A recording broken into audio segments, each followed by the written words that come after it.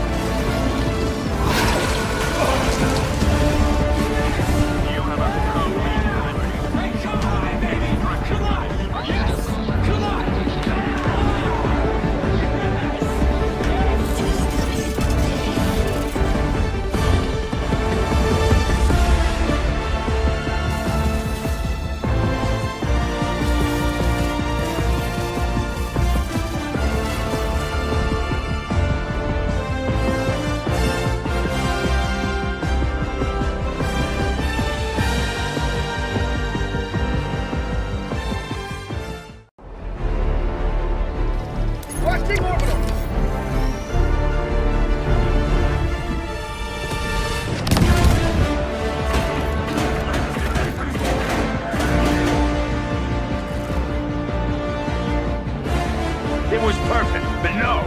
You just had to blow it up. If you'd done your job, known your place, we'd all be fine right now.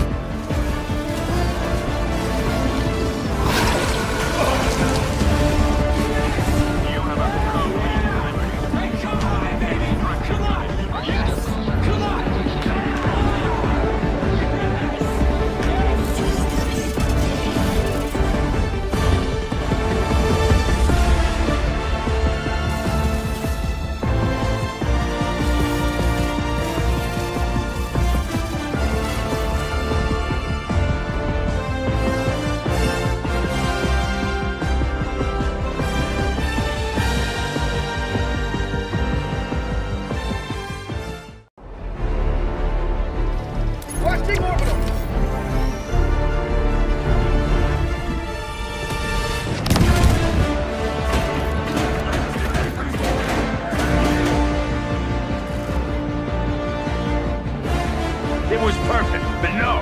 You just had to blow it up. If you'd done your job, known your place, we'd all be fine right now.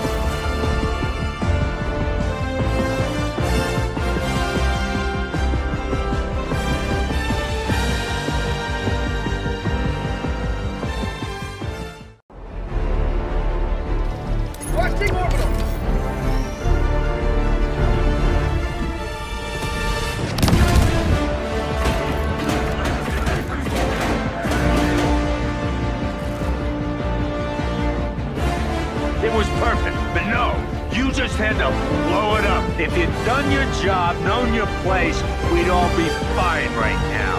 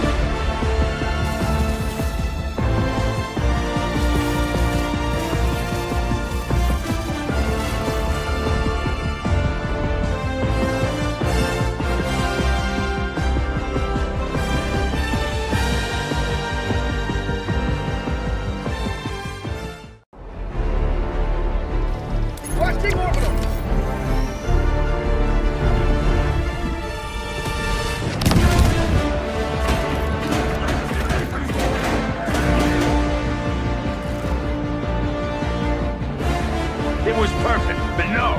You just had to blow it up. If you'd done your job, known your place, we'd all be fine right now.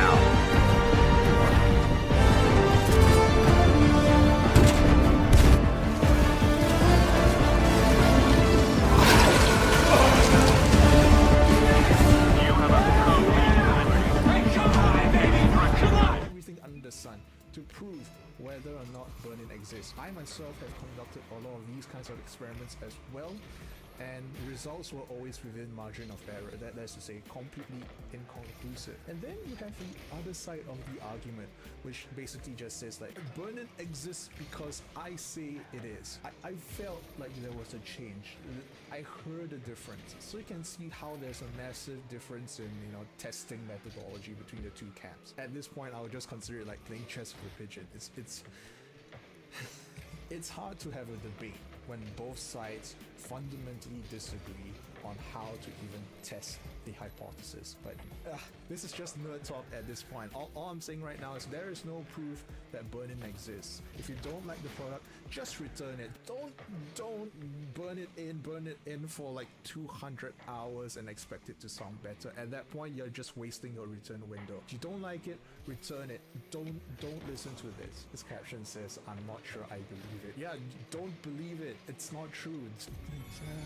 Why would you eat up your return window like that? I don't know. Next TikTok is from I'm Still Not Nate with 500,000 likes. Jesus, alright. Don't buy that, buy this, part 269. Do not buy the Beats Solo 3s. Beats Solo 3. I do agree. The Beats Solo 3 is still on that like very bloated, very hyper bassy beat sound. And yes, I agree. Don't buy the Beats Solo 3, but there are other great Beats products. So don't discount Beats as a whole.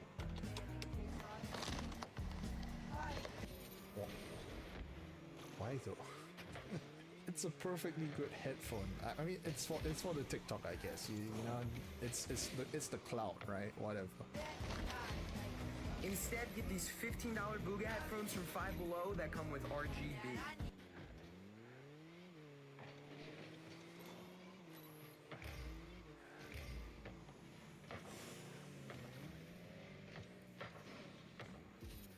You tripped at the finish line. First of all, what the fuck is whatever it is, $15. Do you know how little money that is? If you've ever seen how a headphone is manufactured, you've seen like again QC processes. I highly doubt that this $15 headset is going to even beat the absolutely horrible Exa gaming headset that I got, you know, from a review.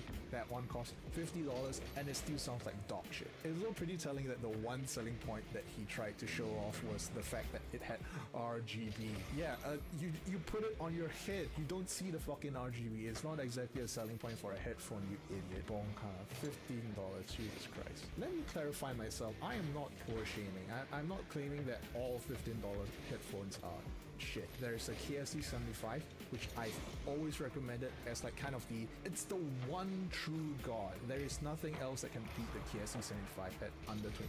But this is, I have my doubts. Maybe I should buy one. Maybe I should buy one and just see whether or not this guy is actually telling the truth. Who knows? Maybe this thing would measure like a HE1.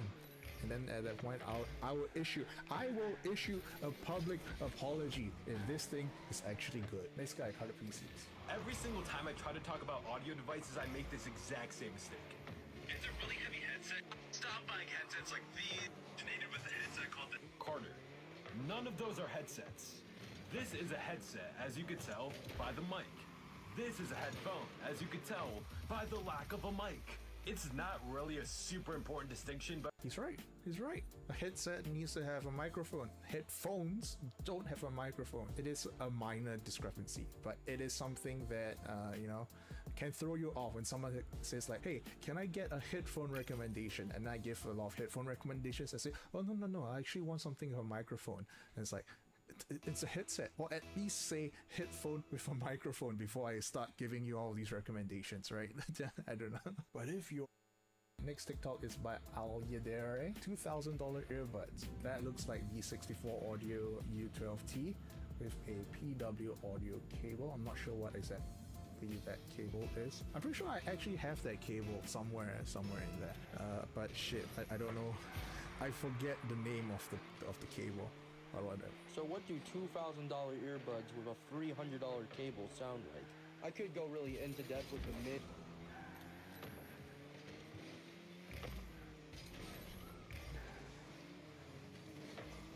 I'm gonna start doing TikTok. Oh shit, is that me?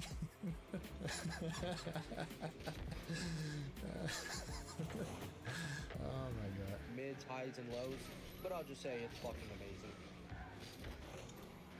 I guess that's a stereotype. I guess that's a stereotype. Next TikTok by Ramal Media. Ramal Media. Don't buy AirPods Pro.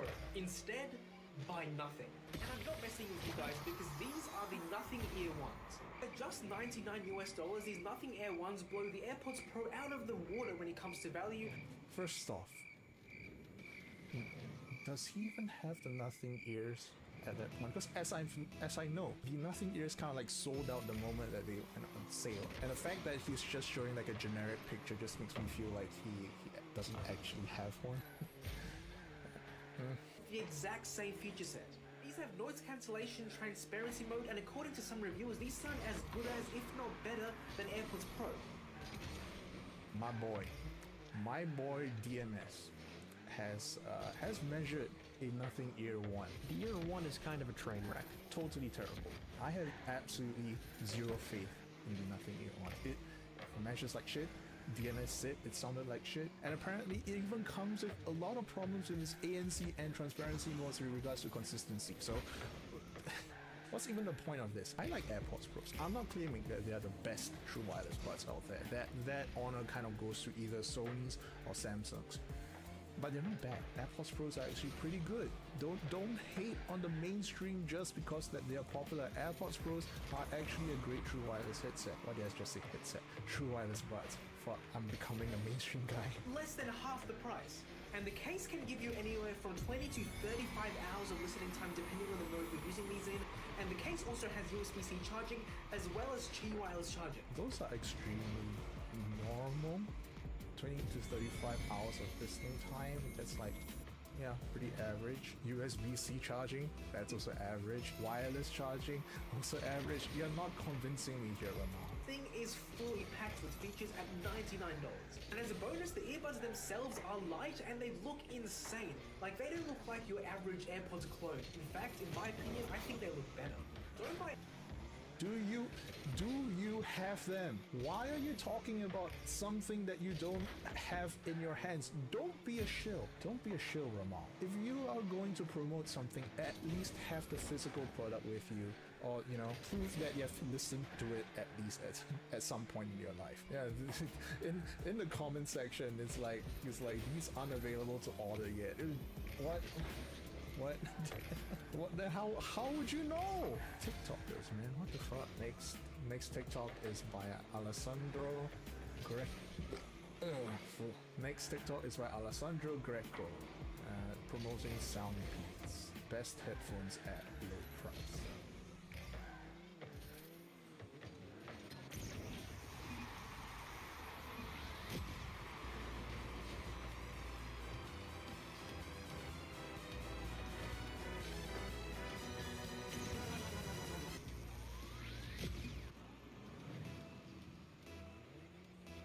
What does this have to do with Soundbeats?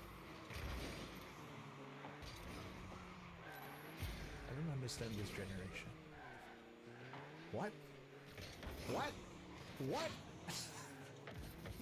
Alright, next up, 20 Tech Bytes. Let's see what your hot take is. These are the best wireless headphones, and I will fight anyone who disagrees. These are the Sony WH-1000XM4. Yep, alright, he said it, not me. He's gonna fight anyone who disagrees. I disagree. WH-1000XM4s. This is an extremely popular headphone by the mainstream.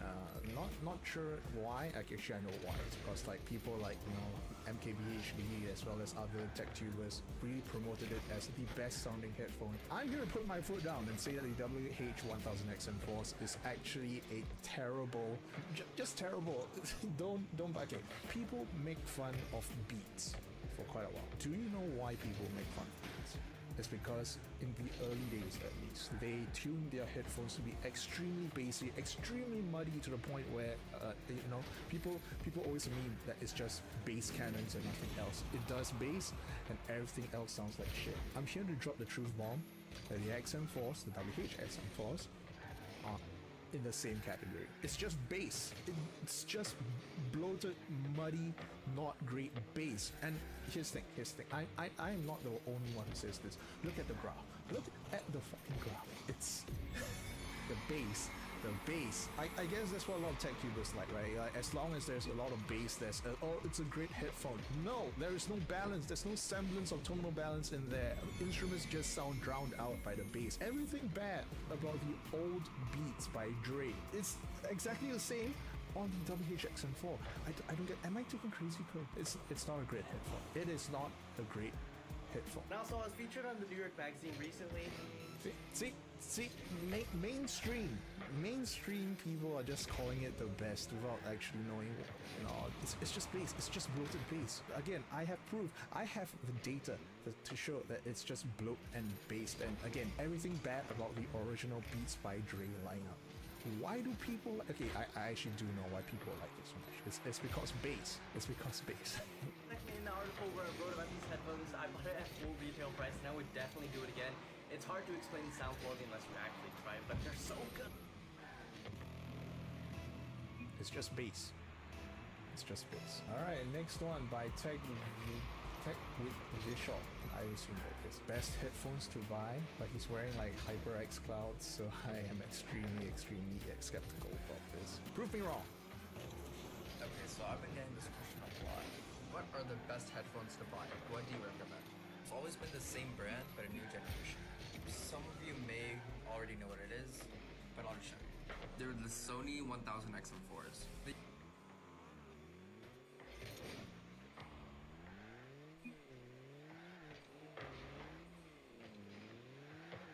Alright, next one from Idre the Giant.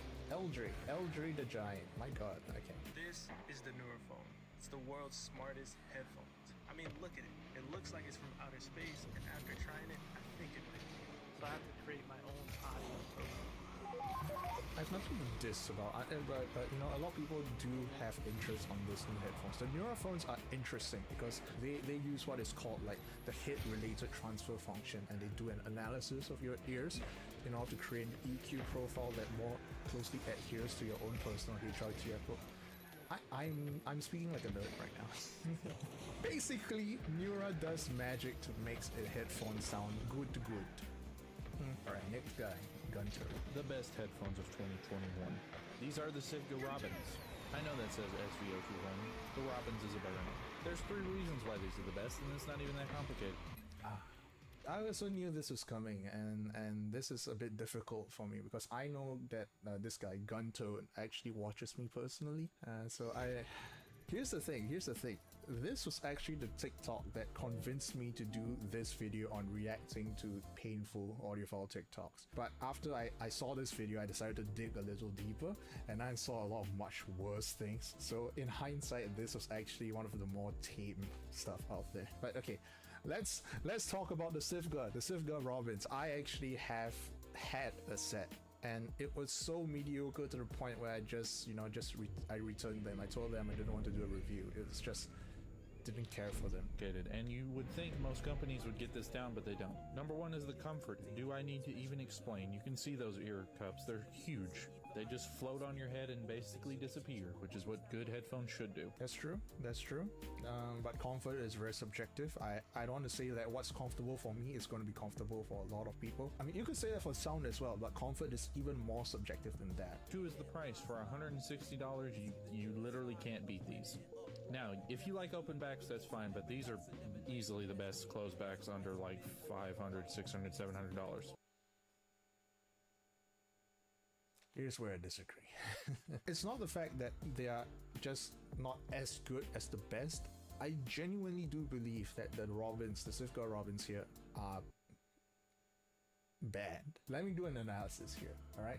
Here's the graph of the Sivga Robins. It is very, very tonally uneven, let's put it at that. So the main characteristics that you have to see here is around the 1K region and then around the 500 Hertz region. I'm not expecting you to have prerequisite knowledge of graph reading. I'm here to explain it for you, to interpret this data for you. So if you look at this region here, you see that there's a boost, a hump as we call it. This effect When you boost this area specifically, that is what we call honk. So yeah, I would consider the Robins to be a slightly honky signature. It's hard to explain what honk is until you play with an EQ and just try and boost up 1k and see what that does. The second issue here is the dip at around 500 hertz, and what that would usually do is make things sound thin, like they don't have a lot of body behind it. It's a double whammy here.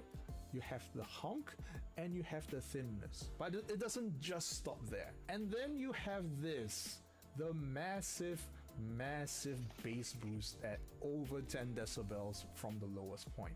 This is what kills it. This is the reason why I'll consider the Robins to be just not great. It's bloated. It's not clean bass. It's exciting, I guess. It's bass boosted, but it's not clean. I'm not just reading the graph. I have heard the Robins as well. I physically put them on my head. I listened to them before taking the measurements, and my impressions basically matched the graph almost to a T. So what I'm hearing here is what you see on the graph is that there's peakiness. There is harshness going on in the upper mids as well. You know, it could be exciting because you have the bass boost here on top of the treble boost here, and everything just sounds nice and punchy and energetic. But when you combine all of these traits together, all of these weird oddities all at the same time, that's where I feel like, all right, this is a very weird sounding headphone, and I wouldn't recommend it to anyone. And number 3, the most important, is the sound. These sound how headphones should sound. The bass is slams, it's impactful, it doesn't bloat, the mids are natural. Again, hard disagree on that. Natural, smooth, and the high end is pleasant. There's no sharpness, there's no sibilance, there's no harshness. Again, hard disagree on that.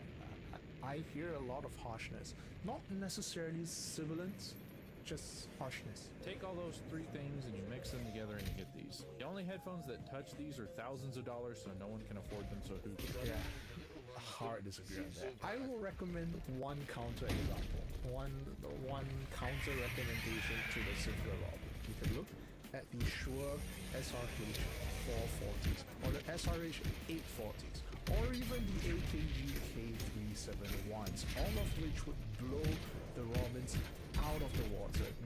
No competition at all, but of course that's assuming that you're looking for like a more balanced tonality as opposed to a hard V shape. But at that point I'll be stuck here making like an hour-long video. Next up again, oh, we have Carter PCs again reacting to his because he did buy Pacifico Ramen as well on the recommendation of Guntoad. The best headphones of 2021. These are the Sigma Robin. He was very convincing, okay? I need to stay away from car dealerships. I'm too easily persuaded. The PC is kind of in shambles right now, so let's see how these sound just running straight off my laptop. I'll also crank the volume to max to see how good the isolation is and if they bleed at all. Alright, here we go, 100%. Let's blow out our eardrums.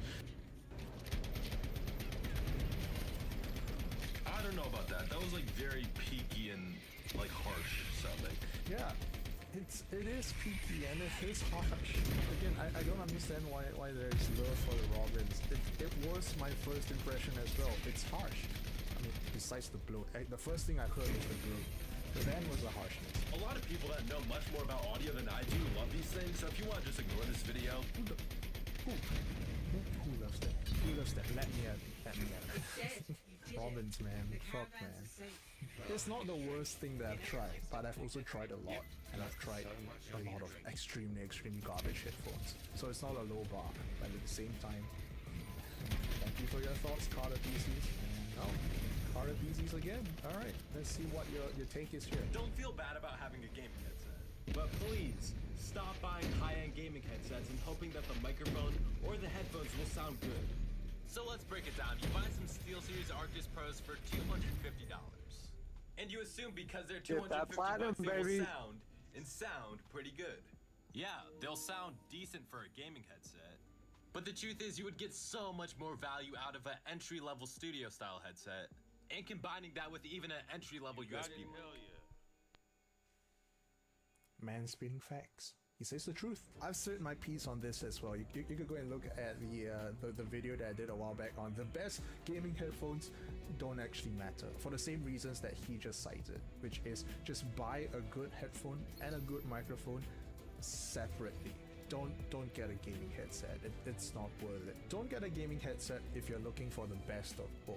Get it if you're in it for the convenience, but if you truly want the best of both worlds, you have to buy each one separately. Good job, Carter PCs. Honestly, let's just end it on a high note to show that, you know, TikTok tech tubers as well as TikTok audiophiles aren't completely irredeemable. Again, this is not a hate campaign. Don't send any hate towards these people. I'm just pointing out some of the things that I've said, and some of them maybe, you know, are either factually incorrect or just a little bit off from, you know, general opinion or whatever. So yeah, I think that's it.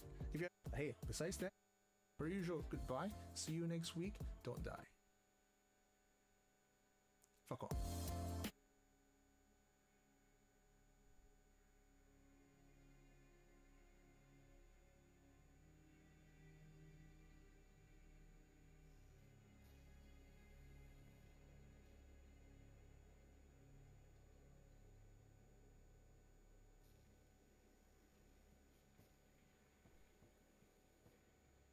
Stopped by to ask you to meet her.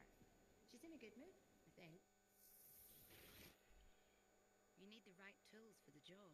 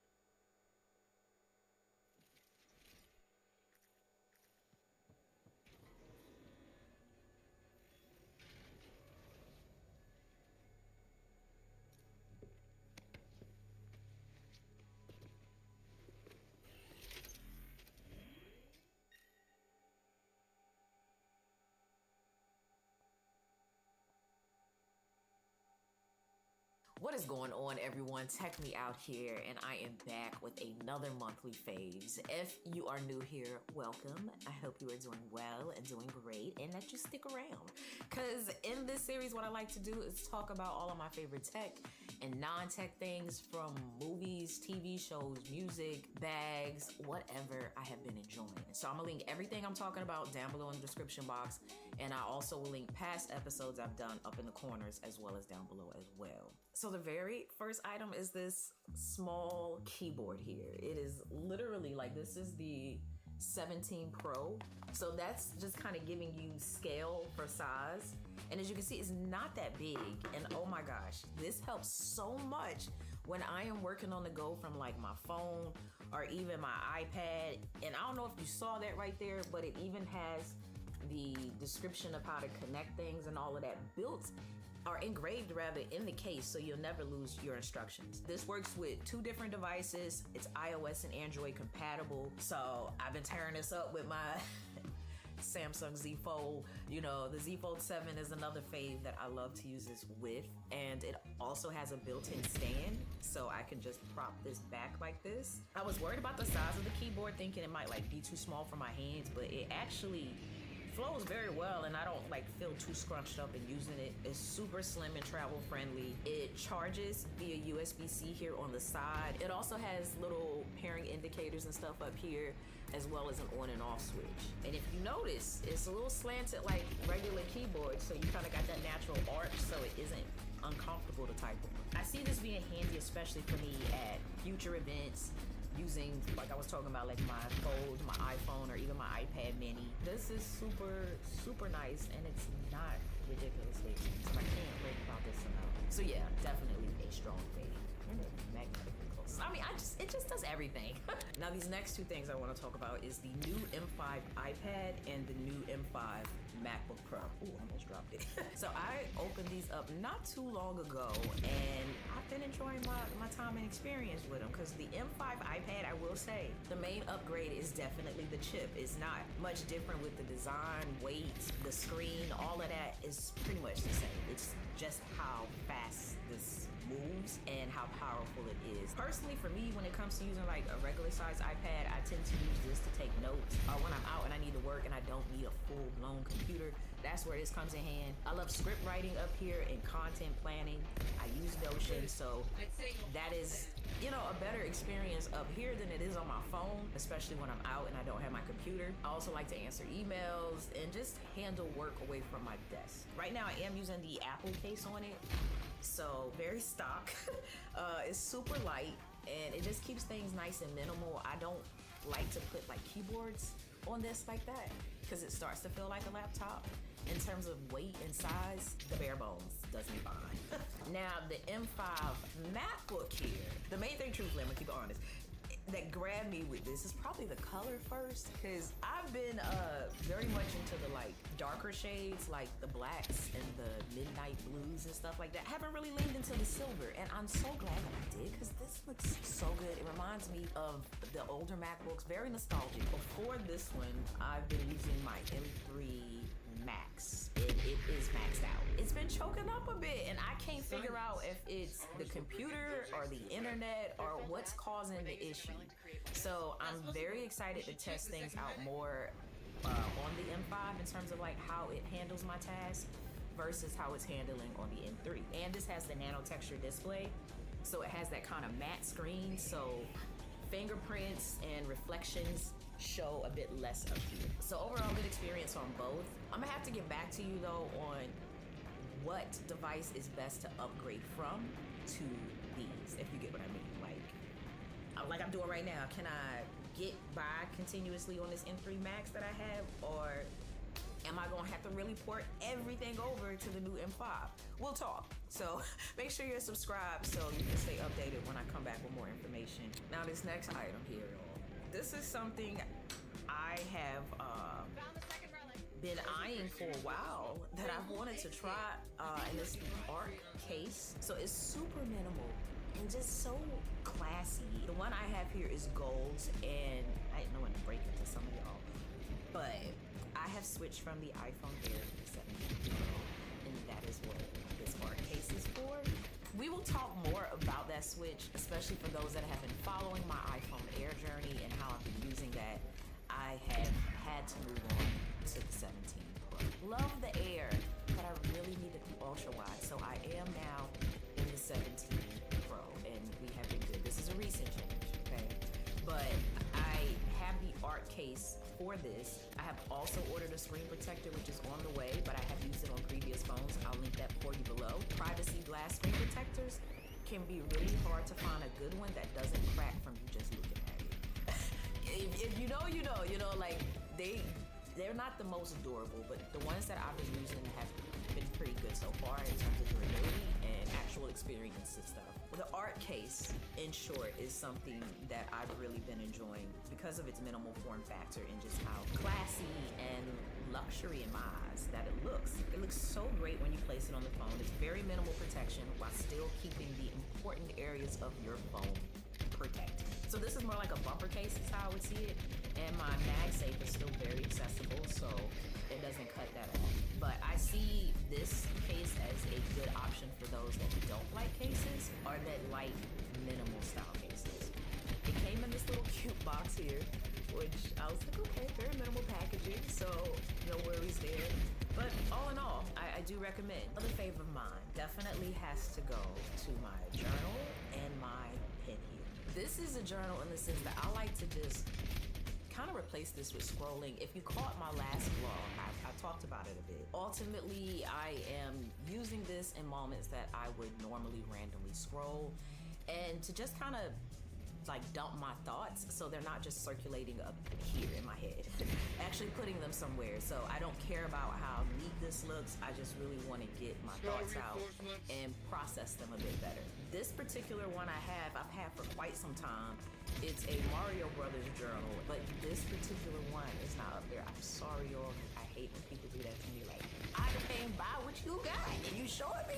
So I apologize in advance, but I will do my best to find something that's comparable. This one is lined pages. I love that it has this little elastic wrap here so it keeps the book closed. And it looks like a Nintendo cartridge for Mario. So nostalgic. I do want to get more into the field notebooks, the ones that are like half this size and thickness, because it'll be so much nicer and easier to carry. But the pen that I have here is a 0.38 tip. I love the way this thing writes. It's a fine point. So, you know, it feels very much like a pencil. But highly, highly recommend doing this. Getting you a journal to just kind of like get your thoughts out, write your to-do list. Just something to kind of doodle and write in. This has really helped me dial back my scrolling when I am intentional about using it. Sometimes the phone does me. Now this next thing I want to talk about is a game. I know it's the holidays, and I know we love a good game night and to just have some things that are fun to play with everyone. And my go-to lately has been Uno No Mercy. I can't even say lately. My go-to period is Uno No Mercy. I can't even show it to you right now because it's downstairs in my suitcase from when my wife and I were traveling, because we make sure we bring that game along with us. It's like classic Uno but with a twist. They have different rules on the cards, like a draw 6, draw 10. You can skip everybody, reverse to yourself. There's even a discard all cards at once, card. I don't know, it's so fun, y'all. I love it because it's like, it's a game that kind of goes on forever. In a sense, like the closer you get to winning, the further you actually are. It's still very much Uno, just no mercy. Another game that I highly recommend that we actually played this Thanksgiving, my cousin Shug, y'all, he came and brought this game, Tackle. And we had so much fun because it's like everybody can play. It's one of them, How the game works is you draw a card, and the card has the category that everybody has to think of a word for. So the card might be like cities. You have to push the letter down for the word that you're saying. So if I'm thinking of a city and it's my turn, and I might hit, like B for Brooklyn, push that down. And somebody else might hit like C for Charlotte and push that down. And the game goes on and on until all of the letters are pushed down or until the timer runs out on somebody who's trying to think of an answer. It's a quick, fast-paced game. It's just so much fun, though, to hear some of the answers and, like, to catch some people really trying it. I know I definitely was one of them. So, yeah, I highly recommend that game, too. For those that like a good to-do list, this deck right here is so nice because it literally has these cards in it that have little check boxes, and it's front and back, and you can write the date in the top corner and the item here per line and just check it off as you go. And what happens is, like, while I'm sitting at my desk, this is sitting there with my to-do list. So it helps me keep track of what's ahead and what I need to complete and where I'm at with it. Sometimes if I know there's stuff I want to do the next day, I'll just go ahead and flip it on the back and write the date and that while also still planning for the current day.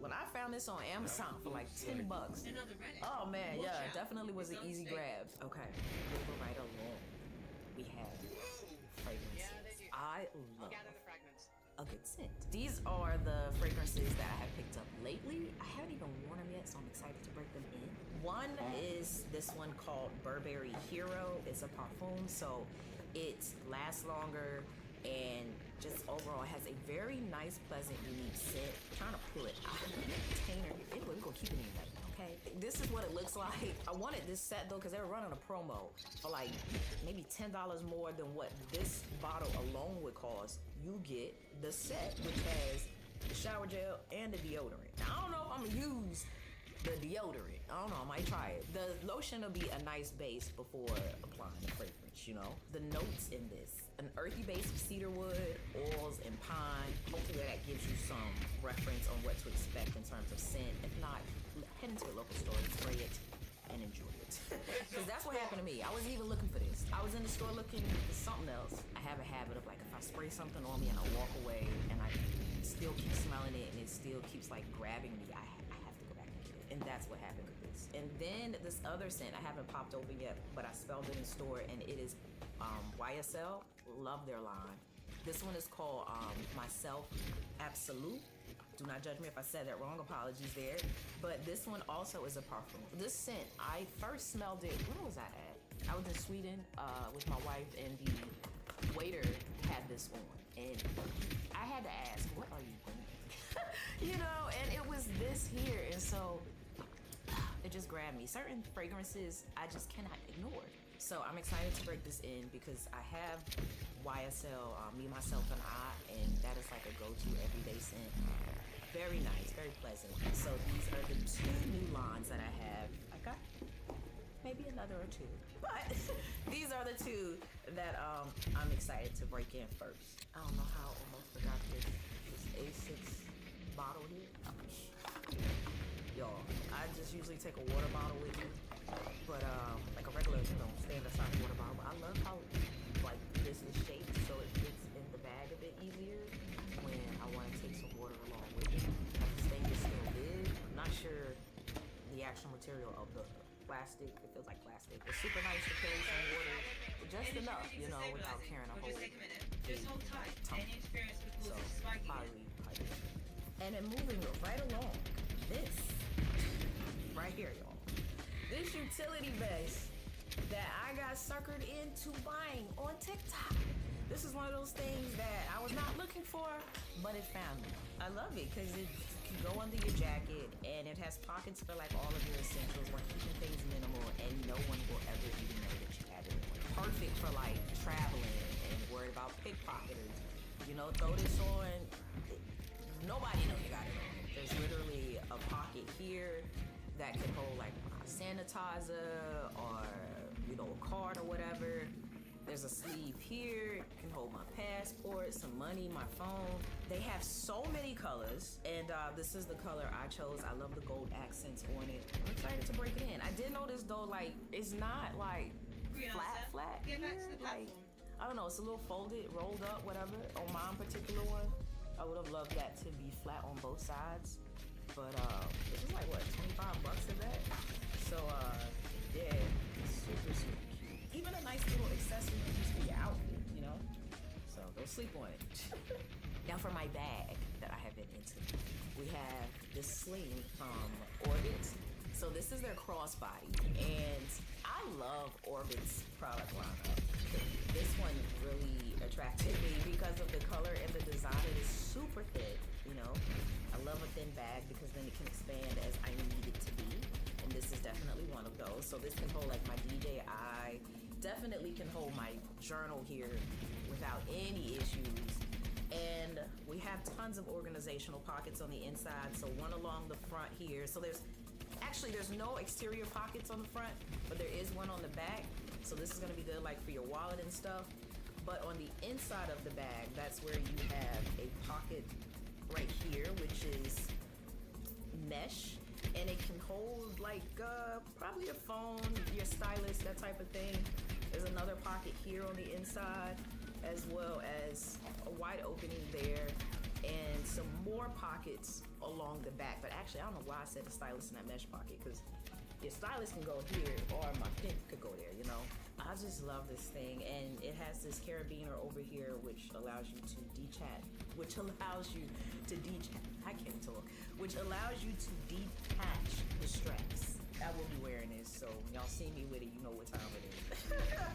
All right, y'all know we gotta talk about TV shows and movies. One in particular is Nurse Jackie.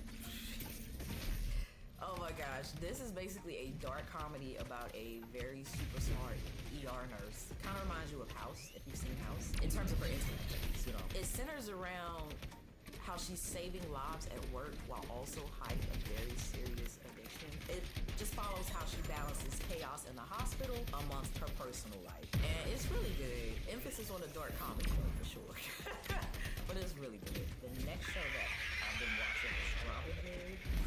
Y'all, this one is on Prime Video, and I think you need MGM Plus 2-month subscription as well. If you're not familiar with Robin Hood, he is the Prince of Thieves. In the TV show, after his life is flipped upside down, he tries to figure out who he wants to be and the life he wants to live. Of course, he has his love interest, and he's a natural-born leader, I'll say, even though he doesn't want to be. It's full of action and drama, and I personally love TV shows and movies from this period of time. I like, back then, it's a nice period piece. But ultimately, Robin, he goes against the rich and he fights for the people while taking you along the story of what that looks like, of the why behind his actions. And then the last show that I watched, my wife and I binged this in a day, and it is Beauty and Black. It's by Tyler Perry. I've reviewed this before, but they came out with season 2. We binged season 2 in one day. It was not intentional. It's just like each episode got a good cliffhanger, and you just gotta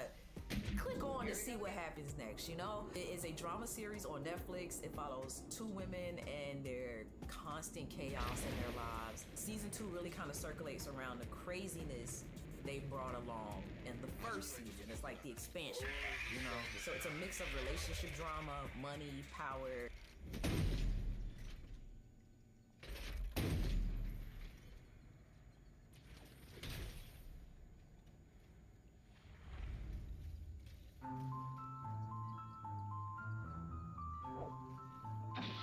The world of Harry Potter, a universe so beloved and cherished that started with a couple of books, has since developed into one of the biggest fandoms of all time. And with that came the acclaimed movies, but also a handful of video games. Actually, more than a handful. From movie tie-in games to cheap cash grabs, all the way up to full-blown open-world experiences with original stories, I just so happen to have played and ranked every single Harry Potter game out there. I gave one game the S+ ranking and deemed the best in the franchise, and another the F- to be crowned the worst. That being said, go ahead and comment your favorite and least favorite Harry Potter game as we get started. Wingardium Leviosa!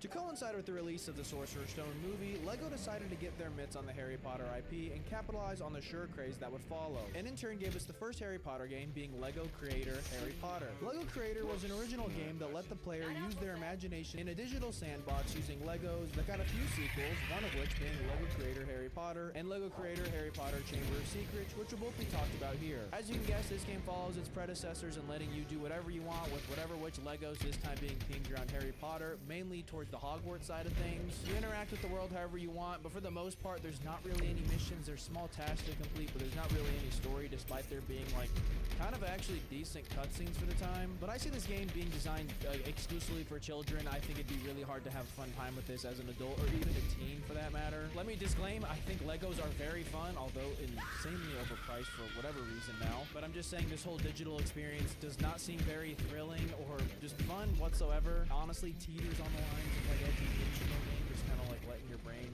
kind of get exercise as a 3-year-old. I would skip this one. This is a D tier. Wingardium Leviosa! Alright, bear with me for a second because I gotta explain a few things as we venture into this whole licensed movie tie-in video game segment. We've got a lot to go through and a lot of different versions of games to go through. For the first 2 games being Philosopher's Stone and Chamber of Secrets, each game got 5 different versions, all different from each other. Different dev team, different story, different gameplay. They're very vastly different from each other. And for the sake of simplicity for this video, we are only going to be talking about the PC and console versions, no handhelds. So that Harry Potter RPG that you guys love for the Game Boy will not be mentioned here. And to begin with, we have the Philosopher's Stone on the PS1, and this game would have the core elements of all the first 2 movie tie-in games that were developed somewhat adjacent to the movies, and in turn you have some loose artwork from said movies, but sporting different voice actors and reimagining of some scenes and events compared to the movies, which was very common for the abundant movie tie-in games at the time. The gameplay elements that would be common throughout the first 2 movie games, spanning the next 6 games we're going to talk about, are collectible wizard cards, Birdie Bot's every flavor beans being a loose currency for the game, attending classes to learn new spells, at least some type of Quidditch segments, and side quests throughout as well. Alright, enough housekeeping, let's actually dive into Harry Potter and the Philosopher's Stone for the PlayStation 1. Or Sorcerers, does somebody want to settle this debate real quick for me? Why the fuck does America call it Sorcerer's Stone? Regardless of how many Harry Potter games you've played, if you're a remote gamer or just into meme culture at all, there's no way that PS1 Hagrid skipped your radar. Seeing this in the flesh was pretty cool, not gonna lie. The game loosely follows the movie, but more so just kind of takes you through what it's like to attend Hogwarts as the movie slowly unfolds itself in the background. As stated before, you learn new spells through a rhythm-like minigame at each class, and with these spells, you unlock new parts of the castle to complete the game, and you don't have as much freedom as you think with these spells. For example, you don't equip the spells manually, you just use your action button, and then whatever you're interacting with, it'll use the respected spell that you're supposed to be using for it, which definitely limits the gameplay as far as solving puzzles and creativity with the puzzles, I guess. But I don't find that to be an issue. These games are clearly designed for children, or at the very least, very casual gamers, so it's going to be very simple, and I don't mind that. But whenever you learn a new spell, you go through a dungeon inside the classroom showcasing this newly learned spell, kind of as a trial. Then you get judged based off your performance that determine your score for the ongoing House Cup for Harry's first year at Hogwarts, which we'll go ahead and mention is a reoccurring thing throughout the first 3 movie games. And they seem pretty irrelevant, if I'm being honest. It's more so just kind of a background thing, like to give each playthrough a unique feel, I guess. Like, I think if you're dead last in the House Cup, which should honestly be really hard to do, you'd have to like throw this game to not win the House Cup. I don't think it's going to limit you from getting the ending or completing the game or progressing the game whatsoever. I guess it's kind of more like a fan service thing. I will say the Quidditch in this game seems like a little bit of an afterthought. You're basically just flying through rings in different segments, and that's about it. I will say it's a pretty cool gesture that they've included in the game, but it's definitely not a core fundamental aspect of it. There's tons of exploring to be done, and although the map isn't super dense or have too much going on, you can still explore the castle grounds and Hogwarts itself pretty thoroughly, which although it's empty, it's still kind of fun to feel like, oh, that's Hagrid's hut, or, you know, just point out little POIs and details from the movies. But for a PS1 game, I think this game's pretty solid. It's sort of the jack of all trades when it comes to gameplay. I would call it maybe a mesh between Zelda and I guess like an action-adventure game, but being honest, it's not like excelling in either one of those, but it does both of them okay. And for a movie tie-in game, that's more than we can ask for. I want to applaud this game for having a free look option for the camera that makes the game not feel super clunky or hard to go back to. And that's kind of like the arch nemesis of the PlayStation 1 being clunky camera controls, and the fact this game doesn't have that is a very nice plus. The levels are diverse enough to keep you entertained throughout its entirety as well, so it doesn't feel like a slow burn. And the absolute cherry on top for this game is that Jeremy Soule did the soundtrack for the entire game. As a matter of fact, it basically every Harry Potter movie tie-in game. And if you don't know who that is, he did the Elder Scrolls soundtrack, so it's very fitting. And when you find that out, it kind of makes sense. It kind of has this like ambiance of winter Nordic vibe, I guess. This game is a B tier. Wingardium Leviosa. Onto the Sorcerer's Stone for the PC. This one is still very different than the PS1 version, but of all the different generational and platform differences for the first 3 movie games, Philosopher's Stone for the PC and PS1 have the most similarities. You have a good bit of reused levels or ideas of levels, but I think the PC version of the Sorcerer's Stone is all around the best way to experience the first movie in a video game. Now let's go ahead and knock out a couple of those differences in the way the game's played first. Since you're using a mouse and keyboard, the camera is no problem since you have full mouse movement to control your camera, and although we established the PS1 camera was fine, having like an even better version of that is always going to be a plus. You have pretty solid graphics, and despite this game being really easy to find, you have to jump through some hoops to get it to run on new hardware, but when you do get it running, it's mega upscaled and it just looks really good. I'm not gonna lie, I was pretty impressed with how good you can make this game look for being like 25 years old almost. This version of the game takes a much more linear way of progressing things with pretty much no open world to explore like you did on the PS1. And hot take, I actually prefer it this way because the levels you play feel much more thorough than they were in the PS1. Like in the PS1, I feel like they focused way too much on just creating Hogwarts, whereas this, you still have Hogwarts, maybe not as big in the PS1, but the levels you're actually playing and the gameplay you're experiencing is just much more thorough. One of my favorite parts in this game is when you have to sneak past Filch. It is actually an ass-clenching experience, and if I was a kid and I had played this, I know I would be tweaking. You do get a Filch sequence in the PS1, and I think actually, if I remember correctly, in the few games we're about to talk to as well, but this one definitely did it the best. The Quidditch also felt better in this game too. I never found it exhilarating exactly, but a little more precise since you have that full mouse movement. And since these games were developed alongside the movies, I'm not sure how they decided to add things that weren't in the movie or take things out that were. But toward the end of the trials, before you make it to Voldemort, it involves this potions memory minigame. And if you choose the wrong one, Harry chugs it and then just like fucking dies. But then I could be wrong. Oh no! Ow!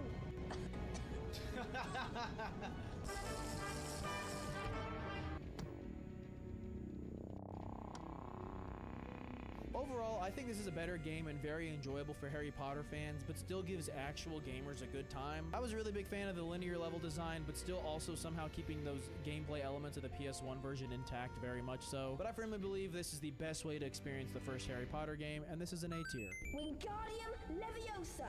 Alright, now we're on to Chamber of Secrets for the PS2. And I know what you're thinking. I said there was 3 versions of the Sorcerer's Stone, and yes, there are, but that wouldn't come until a little bit later for whatever reason, and that reason's probably going to piss you off, but it's going to be a minute before we talk about that. But I like to move chronologically for these videos, so we're going to talk about the next one, which is Chamber of Secrets for the PlayStation 2. What was said about the Sorcerer's Stone PS1 version can also be said about the Chamber of Secrets PS1 version. Borrowing and reusing basically every asset imaginable, the game follows a near identical gameplay loop, just following the events of the second movie. Learn spells with the same minigame, explore Hogwarts, collect wizard cards, rinse and repeat. And it sounds like I'm complaining, but I actually find no problem with this because we already established the PS1 gameplay loop was pretty solid. However, they did introduce one new gameplay feature, being duels. Since that was introduced in this movie as well, it kind of makes sense, and it's nothing crazy, but it's fun enough to be like, oh, this is a cool new feature. But I will say, this game has probably one of the most ridiculous segments in all the games we're about to talk about. It's a pretty common thing where video games don't have enough substance to create levels, so they'll exaggerate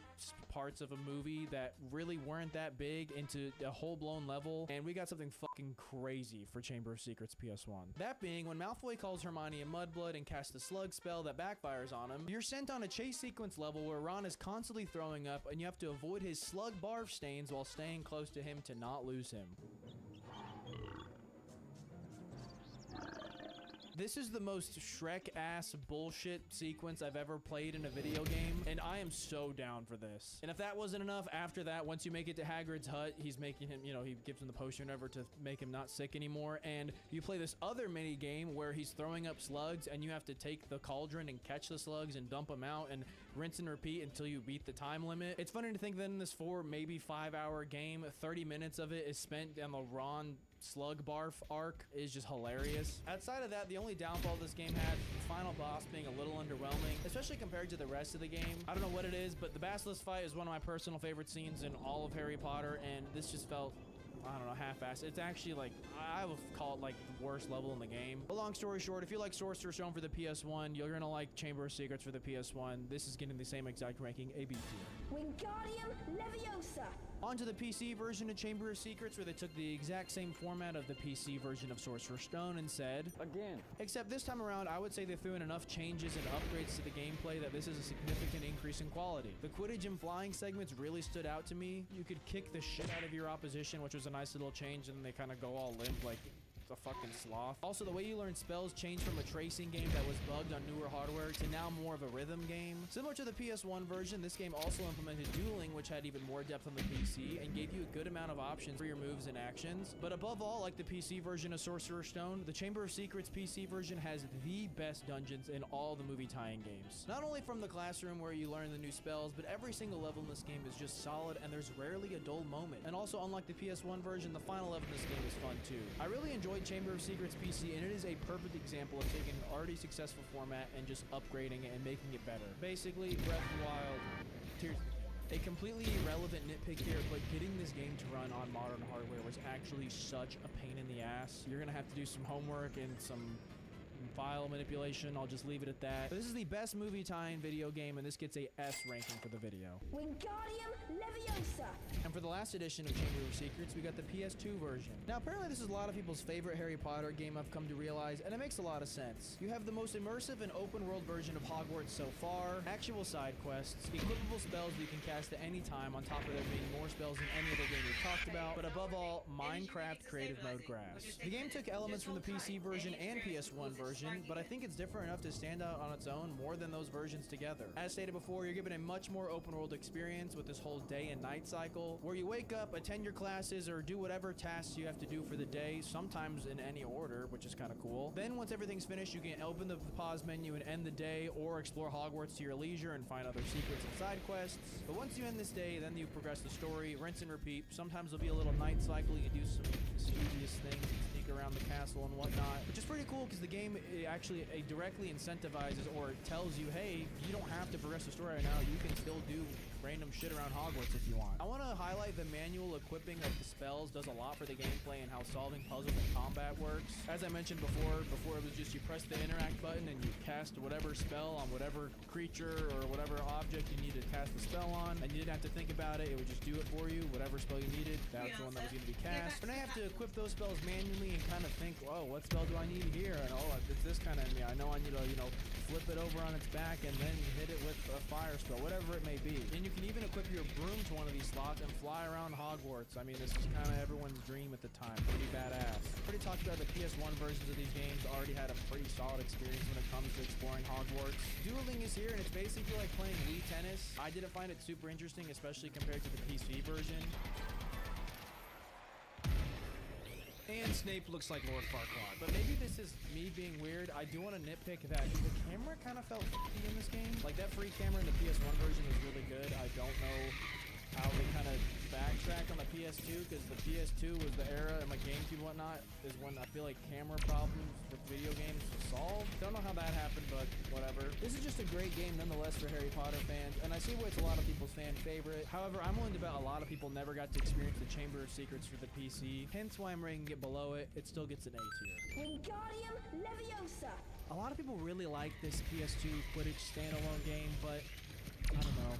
I think I'm gonna piss a lot of people off with this one. This game was always in the rotation at the neighbor's house growing up. Going back to this, it really just didn't hit the same. I think there's one big glaring issue with it, and that's that the gameplay is very exploitable. The AI is extremely predictable and easy, but above all, the Golden Snitch is just insanely overpowered and the only way to win the game. So basically, you gotta have a mid-performance throughout the actual match, but then as long as you catch the Snitch, you're pretty much good. There is a good amount of content for this game, like tons of stadiums and teams to play as, way beyond Hogwarts, which is really cool. But I think this game focused heavily on replayability, and I don't think it hit hard in that regard. It's probably much more enjoyable with a friend because that's the way I played it growing up. But since I played this by myself, I probably had a scuffed experience. Harry Potter Quidditch World Cup gets a C tier. Wingardium Leviosa. Finally, Sorcerer's Stone for the PS2. Time for a history lesson and trigger warning. This is like pretty fucking bad. EA Masterclass inbound. So after the Chamber of Secrets games, including the PS2 version, were released in 2002, the next year Harry Potter saw no movie release. And in turn, EA had no game lined up for 2003, since Prisoner of Azkaban wouldn't hit theaters until 2004.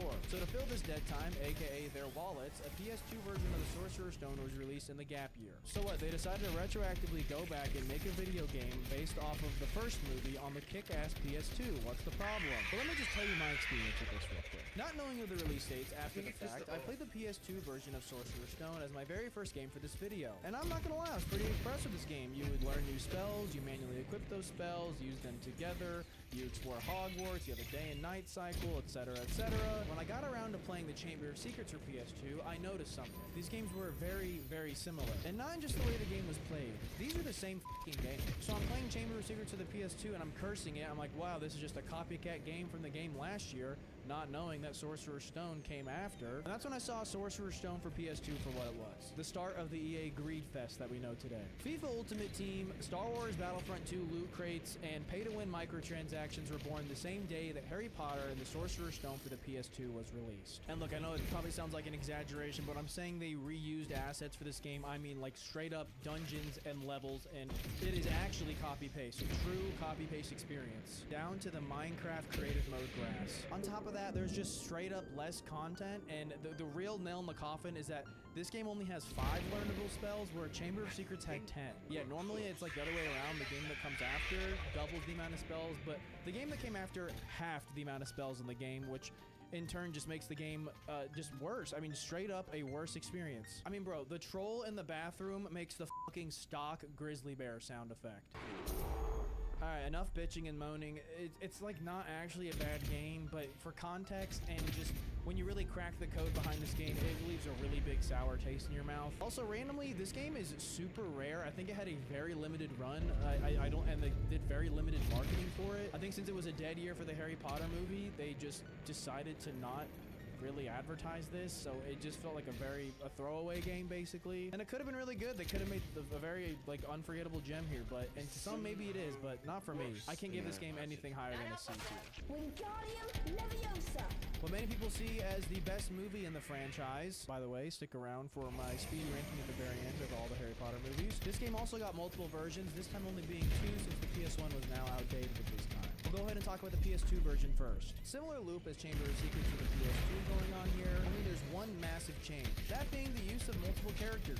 It's kind of one of those moments where you think, oh, how do we not have this earlier before? You know, there's 3 core characters in both movies. Why can't we play as multiple of them? And Prisoner of Azkaban introduced that gameplay element, and it worked very, very well. You now limit what spell each character can learn and make solving dungeons even more fun. Ron is sort of the combat guy, Harry is the jack of all trades, and then if you've ever played any Pokemon game, Hermione's basically just like the HM slave. On top of each character having their own spells and uses, there are multiple times where you get separated or working as a duo to get things done with their respective moveset, which is really clever. The day and night cycle also makes a return, but there are a handful of differences still with how this game is played aside from the multiple characters. Let's just go ahead and rip this band-aid off. There was no Quidditch in this game, which was kind of a bummer. For the sake of continuity, I know that in the movie, Quidditch was not really a big part of Prisoner of Azkaban. I guess he gets attacked by the Dementor while he's on the pitch, but other than that, I guess they didn't want to fit it into the game. In place, you do get to ride Buckbeat, which pretty f***ing cool. Again, another thing that's just like every Harry Potter's wet dream. The Hogwarts map is also completely reworked, and I think it's for the better. The camera controls are much better with this L2 camera feedback thing, and Snape got upgraded from Lord Farquaad to Marilyn fucking Manson. This game was pretty fun. It makes you think why they didn't experiment with multiple characters sooner, because it works so well. Similar to Chamber of Secrets to the PS1, I do think the last 20 minutes of gameplay of this game could have been a little more fleshed out. Like, they didn't really do anything with the whole time travel thing. It was more so just you fight the Dementors and then you fight them again from behind. Kind of all it really is. Like, there's basically no involvement of the werewolves whatsoever, which is like everyone's favorite part of this movie, at least mine. But whatever, this game's still an A tier, arguably the best console version of a movie tie-in game. Wingardium Leviosa.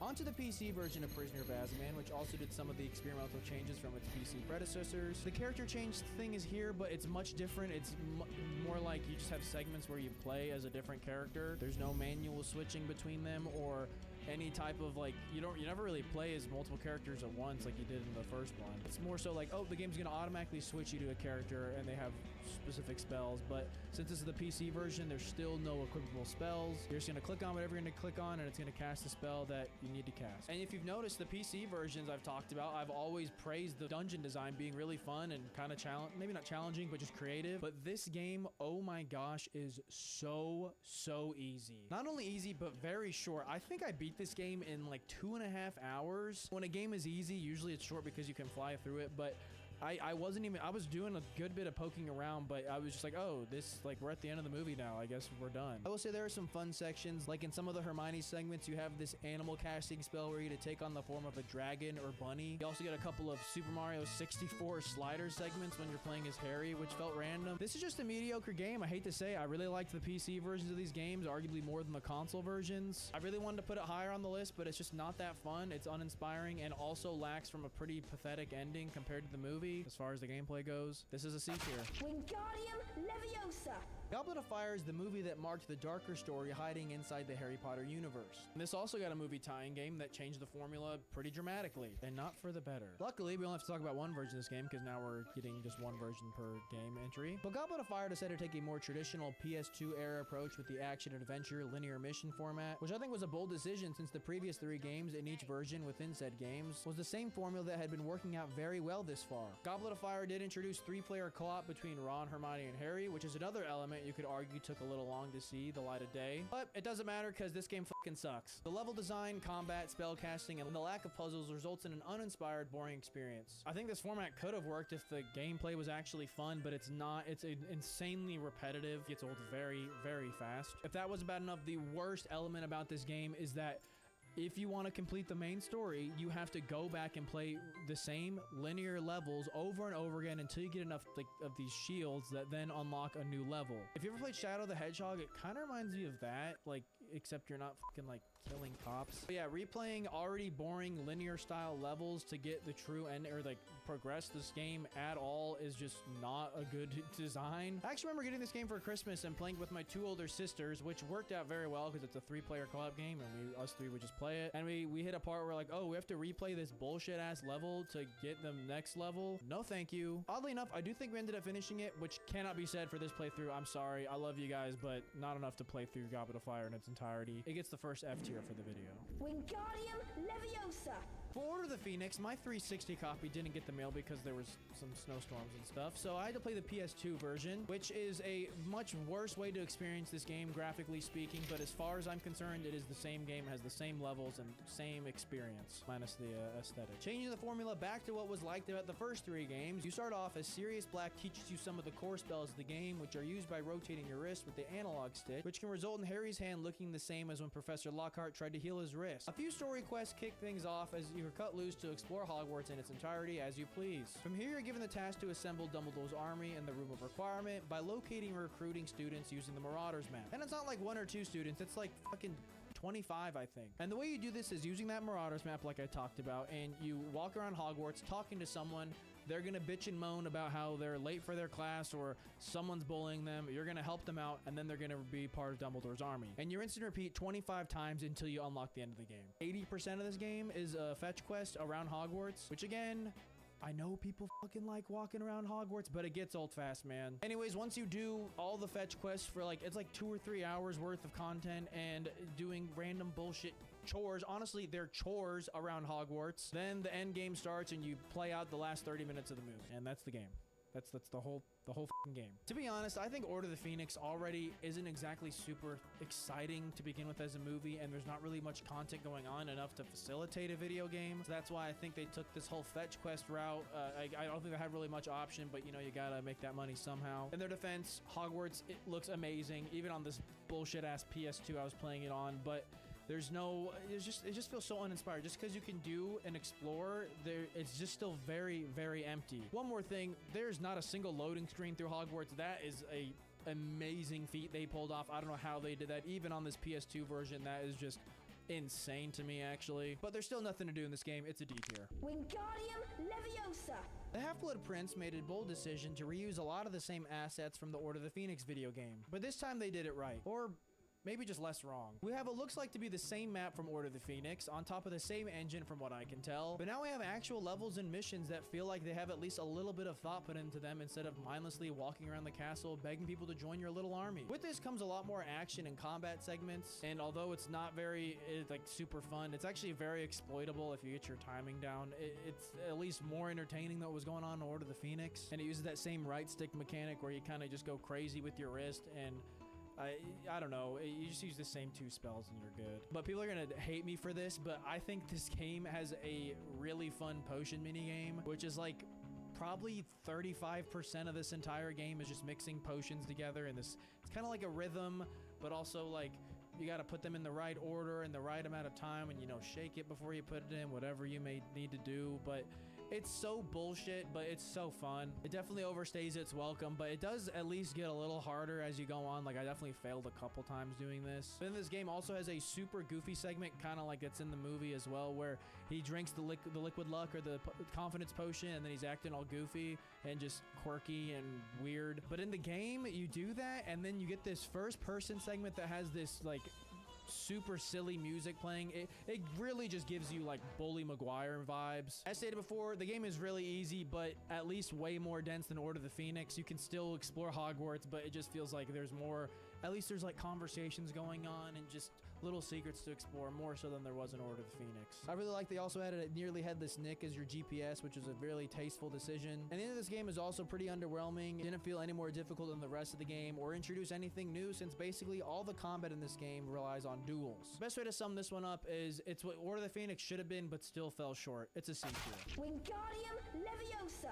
I'm willing to bet a lot of y'all's first experience with any LEGO video game was probably LEGO Star Wars. And boy, do we not know how good we had it when that came out. With the smash hit that was the LEGO games, a ton of IPs got the same treatment that Star Wars did, one of which being Harry Potter. And Harry Potter is actually one of those first licensed movie LEGO games, and we got years 1 through 4, and later years 5 through 7, both of which I'm going to lump into this whole segment. I'll talk about them differently, but I think it's just easier to do it that way. Side note, these games are very accessible because the Harry Potter collection just released on next gen, and you can play all these games on next-gen hardware, which is pretty sick to see these games preserved still. Similar to LEGO Star Wars, since this was one of the earlier licensed LEGO video games, it took that non-dialogue approach. As a matter of fact, I don't think there's a single word uttered by any character in this game, and replaced it with that good old-fashioned Minecraft villager voice clip for any and all noises the characters make.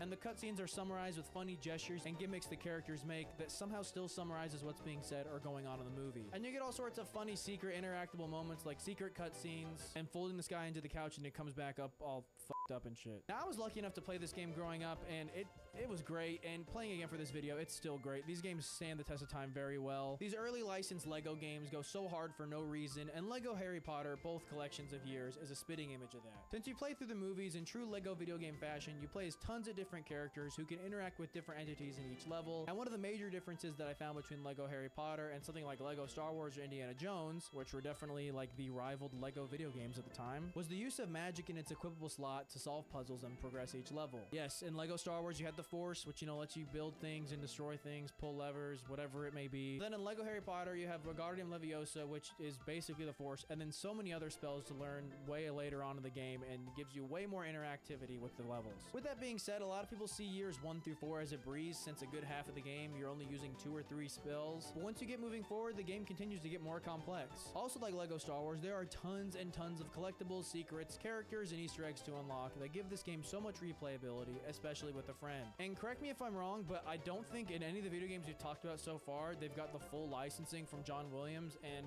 LEGO Star Wars has the full soundtrack, and it fucking bangs. Nothing against Jeremy Soule, we still love you. If I had to bring this game down for any reason, it would maybe be that it's outshined by other LEGO games like LEGO Batman 2. I mean, you're just not competing with that fucking behemoth. And I could see some newer players, or maybe people who don't really care about Harry Potter, not finding it super interesting, even though I think it is outside of being a Harry Potter fan. It's just a good LEGO game and LEGO experience. This is a quintessential LEGO game, and especially if you're a fan of the movies or a brickhead, you gotta play this. It's an S tier. Wingardium Leviosa.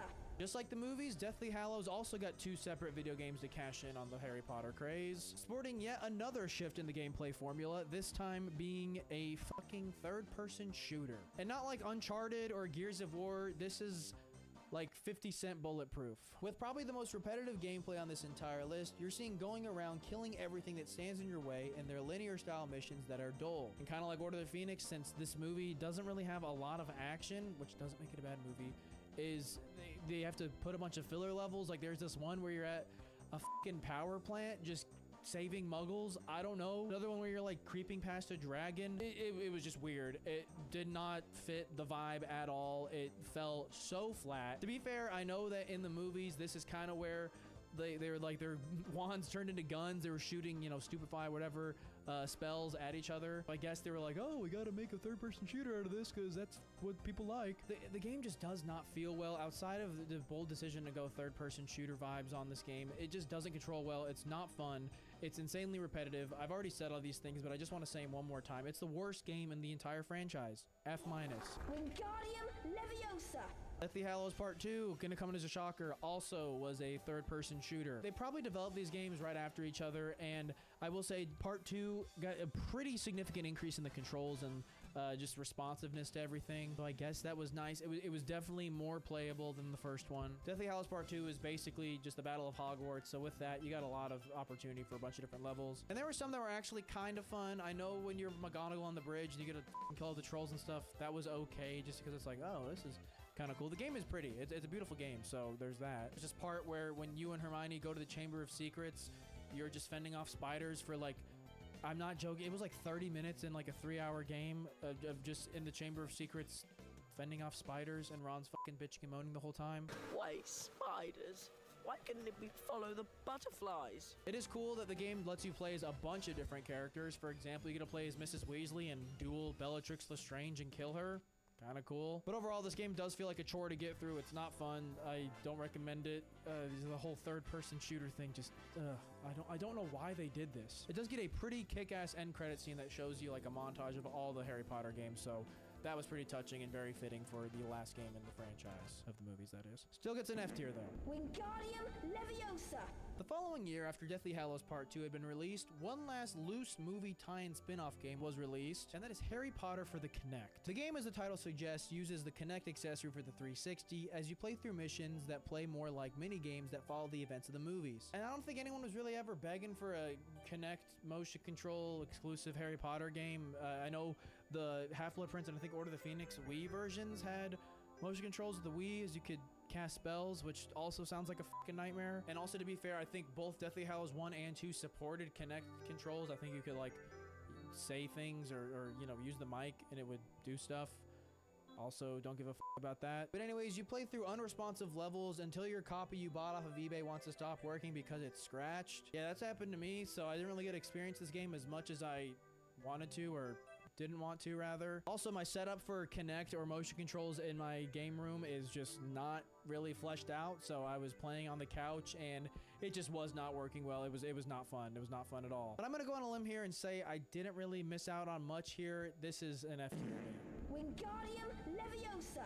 Hogwarts Legacy was a really big deal when it was announced. It was the game you always wanted as a fan of the wizarding world, taking you inside the perspective of a student at Hogwarts with a full-scale open world to explore and an original and lengthy story to unveil with minimum connection to the story we already know. The expectations and anticipation for this game was at an all-time high. Developed by Portkey Games, a dev team created for the sole purpose of making games within the Harry Potter universe, this game was a smash hit. And I had never played it until this video. That's kind of like the reason I wanted to make this video, is because I wanted an excuse to play Hogwarts Legacy. I loaded this game up to discover a pretty in-depth character creator before I was absolutely bombarded with claiming rewards for the special edition I bought, I guess. Holy shit, this took way longer than it needed to be. Like, bro, just like claim all. Come on, what the fuck is this?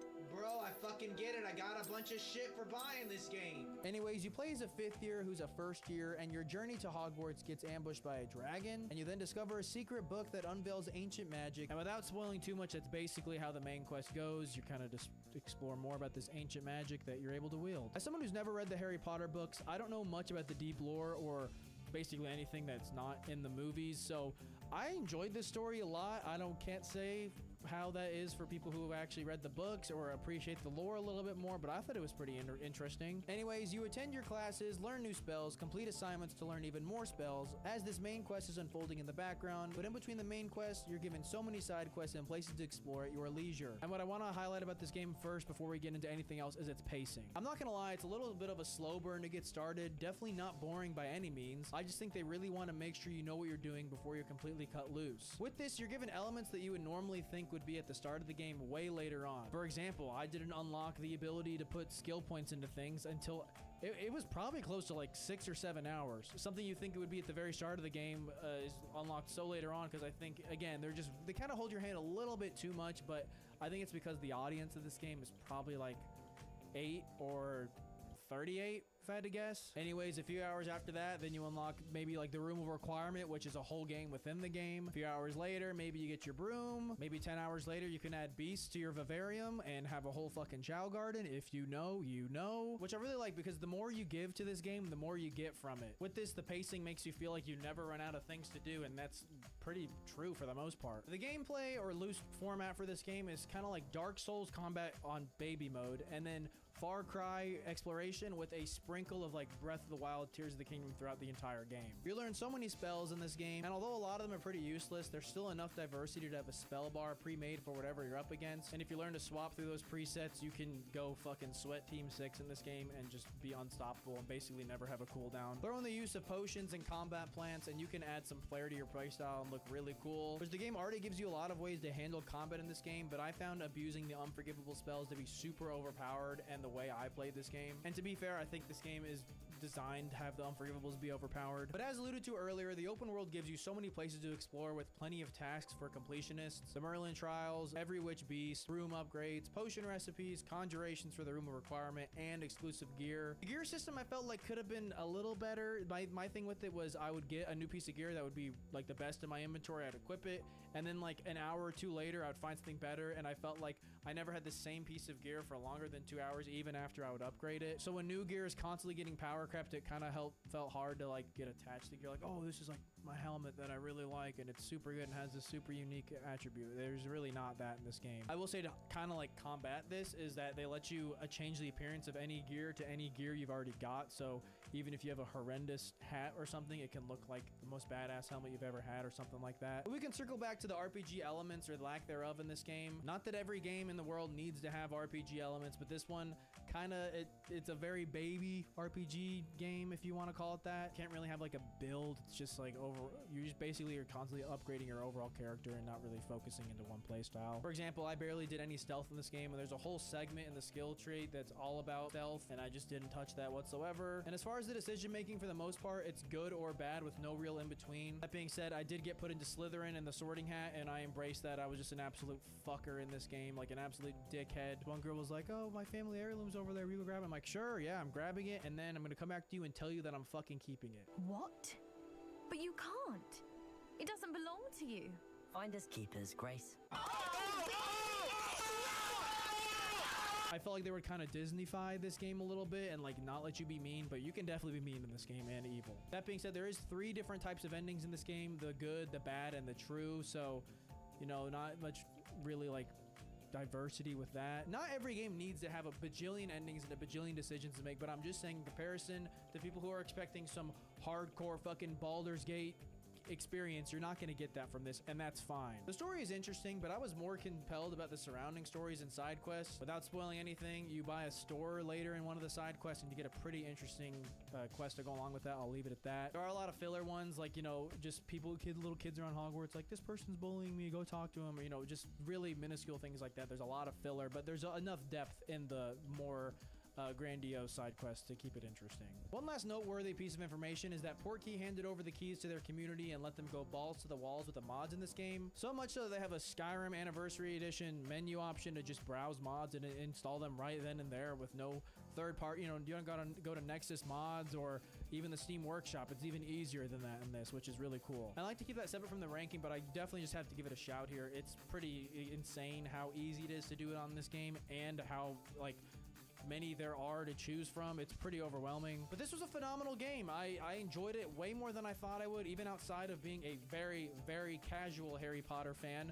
This was a very fun time as someone who loves just good video games. I'm stoked for the confirmed sequel, and as of me recording this game is free on Epic Games. If you have a computer, there's basically no reason to be playing this game, or at least have it in your library. And if Portkey Games can keep this fire going, Harry Potter games have a bright future. This is the S+ ranking for the video. This is the best game we've talked about, and I honestly, it's not even close. There's honestly probably like even a space between the S and S+ between Hogwarts Legacy and the games below it. Before we get into the very last game for this video, I want to share with you my ranking of all the Harry Potter movies. At dead last, Order of the Phoenix. This movie is just boring. However, Umbridge is an amazingly written character and portrayed very well. Number 7, Deathly Hallows Part 1. Just a boring movie, and I don't think these movies needed to be 2 parts. Side note, every movie we're about to talk about I think is way better than the 2 we just talked about. At 6, Goblet of Fire. Very fun movie with the Wizard's Cup in the games, and a pivotal moment where the franchise gets dark. Sorcerer's Stone is at number 5. Insane nostalgia behind this movie, and it does a great job setting up the wizarding world. Chamber of Secrets is my number 4. I think a lot of people hate this one, but I enjoyed the insight from Tom Riddle that you get, and the heartwarming return of Hagrid at the end was very touching. Deathly Hallows Part 2 is my number 3. Puts a beautiful bow on the entire franchise, and even though it feels like an Avengers movie at sometimes, it's short and sweet and to the point. My runner-up is Half-Blood Prince. I don't know why, but I really like this movie, and even though it has some very quirky comedy that feels out of place, I was here for it. Amazing payoff at the end too. And number 1 was even doubt, it's always gonna be Prisoner of Azkaban. This movie rocks. I remember loving it when I saw it in theaters. I was like 6 years old. One of my earliest memories as a child, actually. And after rewatching these movies for this video, this one still just stands the test of time. It's fucking great. Anyways, here's the last game. Wingardium Leviosa.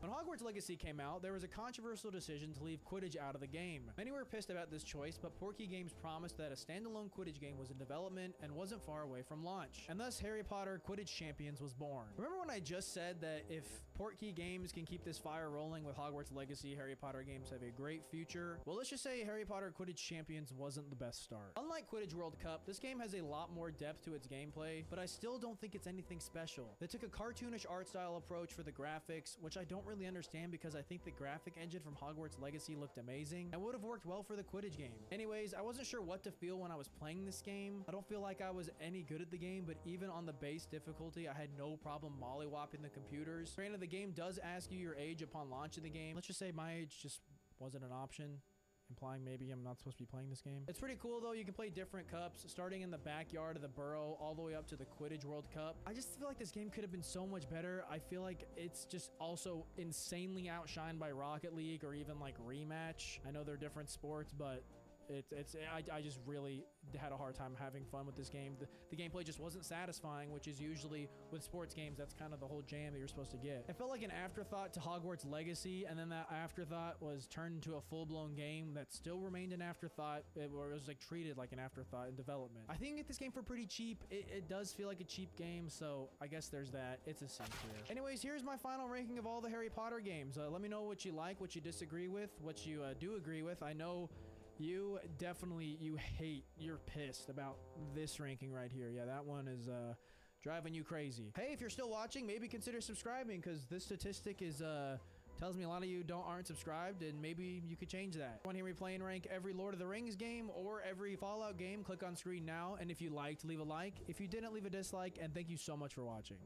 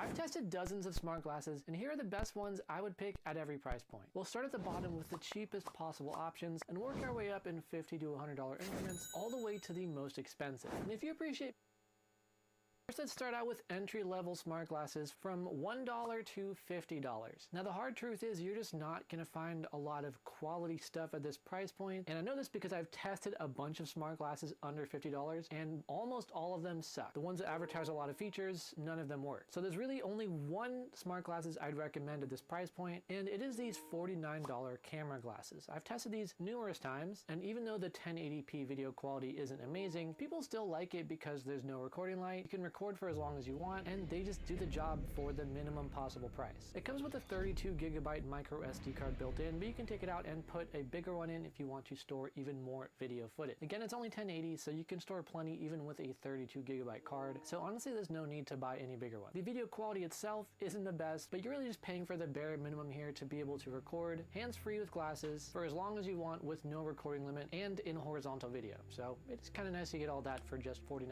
The next category is $50 to $100. Now, there's a bunch of other glasses I've tested in this category, and here are the two best ones. The first is the Get D glasses. These come in a bunch of different styles. Honestly, they all look great, and these are true smart glasses. The AI tested in them is better than all the other ones in this price range. It's got live translation and all the other normal AI assistant stuff you would expect. Speakers are good enough. You can listen to music through Spotify, and they turn on automatically when you put them on and turn off automatically when you take them off. The styles are really good. They even had this one for $59 that I got that is transition lenses too, which are great. And honestly, some of the best style smart glasses I've ever worn. This $59 price point is a sale price. That's what I bought them for months ago. They're this price right now too. Under $100 bucks. These are the only good ones. So if you haven't seen my video about all of the smart glasses that are cheaper than Ray-Ban Metas and better in specific ways, check out that video. That's where I test a lot of different cheap smart glasses. And spoiler, a lot of them aren't very good. Up next is the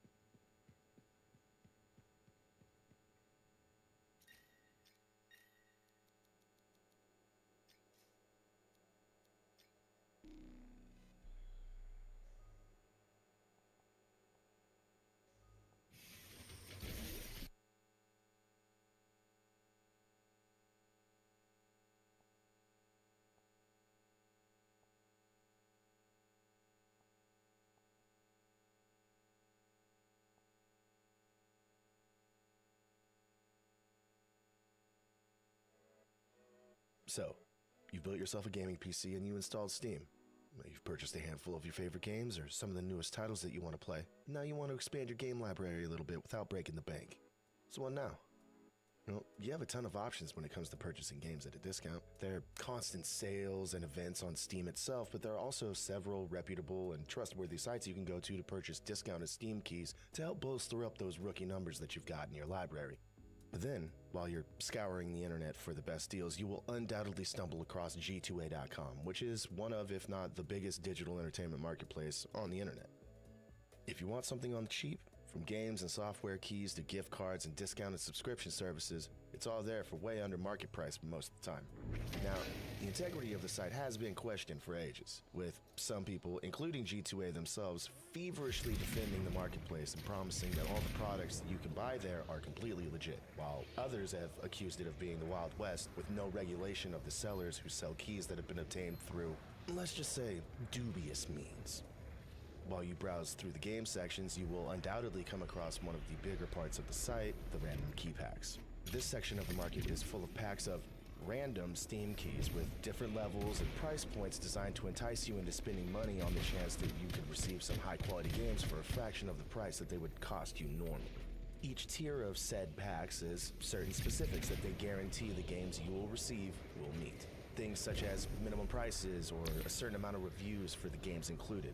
In years past, I've purchased some of these packs, and while I did get some decent games, I also got a lot of random games that can barely qualify to even be called that. But when you spend something like $2 for 10 games, you can't really set your expectations too high. Now, many of those games I received have since been delisted and deleted from my library, which is a pattern for a lot of things like this, but it's been some time since I purchased any of those, and I've been seeing online that the general view on them is getting worse and worse as time goes by. Quality has gone down, discourse has gone up, and people just aren't too happy with their experiences anymore. So I thought, hey, I've got an account, I've got a credit card, and I've got a YouTube channel that is in desperate need of some low-quality content. So why not jump back in and see if these random packs are the scam that a lot of people claim they are, or maybe they're actually legit. Now, what conclusion did I come to? Well, let's go find out. I bought 25 random Steam keys on G2A to see if it was a scam. Let's talk about it. Look out! It's Psycho! Radio control gone crazy! When you try to jump shift, you own the sky! Jump shift! See if you can take... So, I decided that I would buy packs on 3 different levels from multiple different vendors just to kind of spread things around. The first level was called Grand, and I bought 2 packs from 2 different sellers. Now, the prerequisites for the Grand packs were that there is no minimum price for the games in these packs, but each game that I received had to have at least 100 reviews on Steam with at least a mostly positive rating.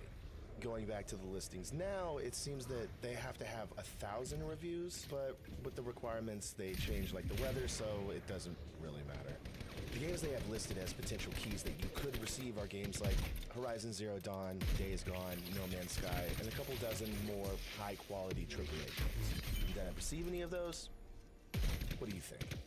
The first Grand Pack that I bought was $2.15 American, and the first game I received was Neurogun, which is, I guess the best way to describe this game would be to call it an asset flip, which you will end up hearing multiple times by the end of this video.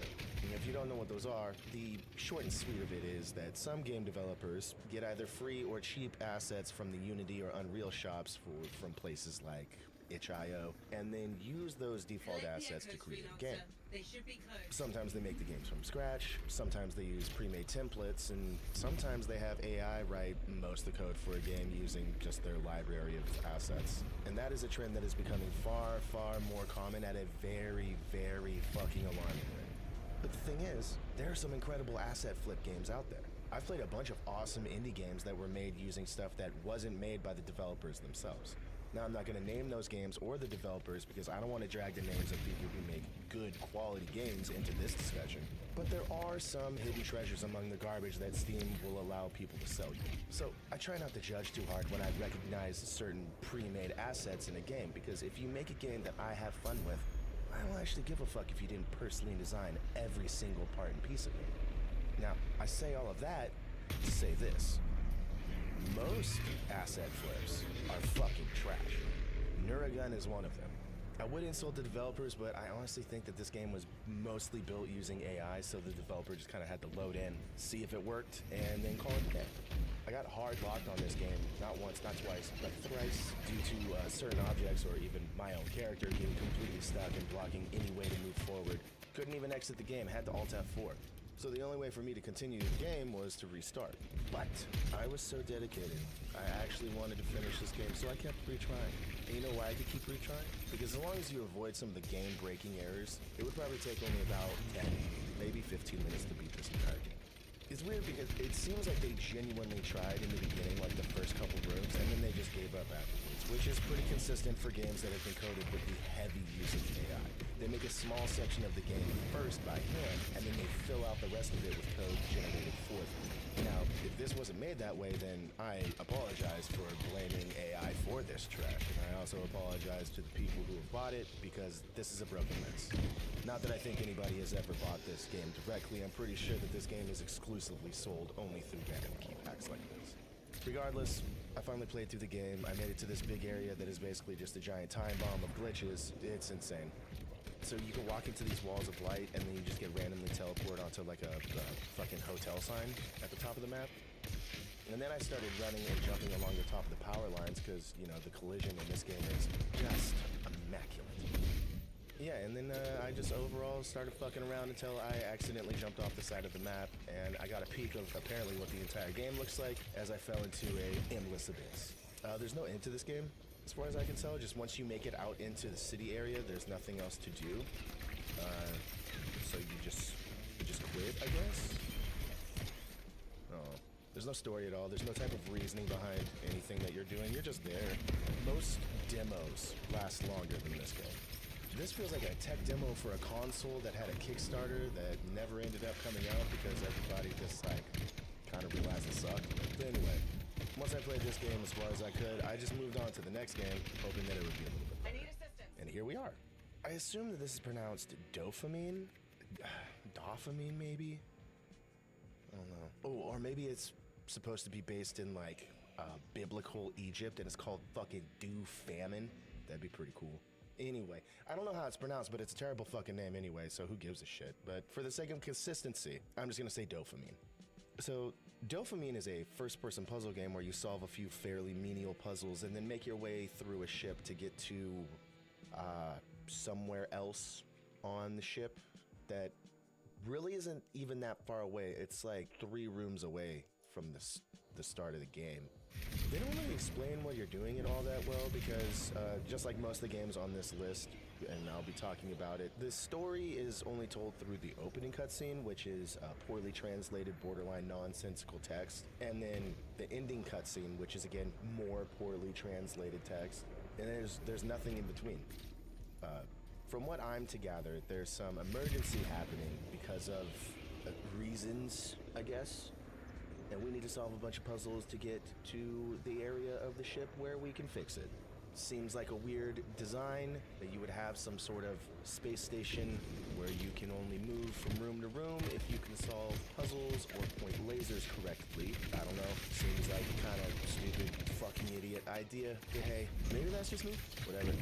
This game, again, it takes about 15 minutes to beat the entire game, and come to find out, psych, it's not an emergency. It was just some hackers trying to show us that the God particle, whatever the fuck that is too dangerous for humanity to know about, even though we already do. But now we're gonna hide it away, and we're not gonna use its power to help anybody, or something like that. Don't really care. I guess there was no emergency. It's just hackers that were never previously mentioned. Fucking Deus Ex Machina, dude. Sick. God. The game itself actually plays fairly decently. I mean, it's a little glitchy, but compared to a good 75% of the games that I played for this video, being only kind of glitchy basically makes you the fucking masterpiece. The problem is that while playable, once you beat Dopamine, there's absolutely no point to ever playing it again. And like I said, it takes 15, maybe 30 minutes to beat it if you're bad at puzzle solving. But like, if you're bad at solving these puzzles, whew, you got bigger problems than this game being bad, I'll tell you that. So Dopamine, while more enjoyable than Neurogun, was still bad. So let's just keep it moving on to the next game.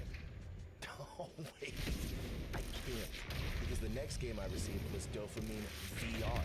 And I don't own a VR headset because I'm a pleb.